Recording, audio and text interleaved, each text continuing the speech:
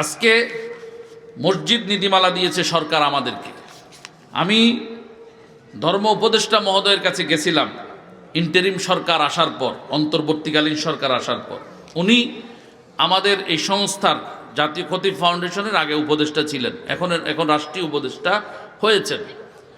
আমি ওনাকে বলেছি যে দেশের ইতিহাসে এই প্রথম ধর্ম মন্ত্রণালয়ের চেয়ারে একজন যোগ্য ব্যক্তি বসেছেন, যা গত 54 বছরে এমন যোগ্য ব্যক্তি আর কেউ বসে নাই।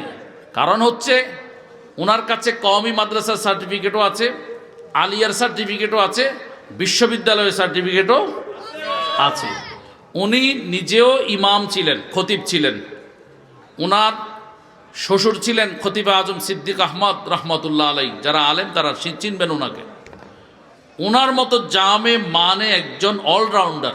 উনি যখন ইংরেজি বলে আপনি আশ্চর্য হয়ে যাবেন। থ্রোলি ইংলিশে যখন তিনি ইংরেজিতে কথা বলেন, তো এমন একজন মানুষ, ভদ্র সভ্য। এই অত্র অঞ্চলে বহু জায়গায় উনি ওয়াজ করে গেছেন।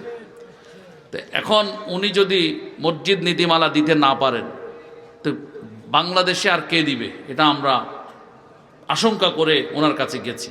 এর আগে আমাদের আইনজীবীদের সাথে আমরা বসেছি। আমরা ওনাকে বলেছি যে হয় আপনি আমাদেরকে মসজিদ নীতিমালা দিবেন, না হলে আমরা হাইকোর্টে আপনার বিরুদ্ধে রিট করব। রিট মানে মামলা করব আপনি এবং আপনার মন্ত্রণালয়ের বিরুদ্ধে। এটা করার সুযোগ ছিল আমাদের, আছে। উনি হেসে উঠে বলেছিলেন, আল্লাহ যদি আমাকে তৌফিক দে, আমি যাওয়ার একদিন আগে হলেও মসজিদ নীতিমালা দিয়ে যাব। আলহামদুলিল্লাহ, উনি ওনার কথা রেখেছেন। সকলে ওনার জন্য দোয়া করে আল্লাহ ওনার হায়াতের ছায়াকে আমাদের উপর সুদীর্ঘ করে দেন, আমিন।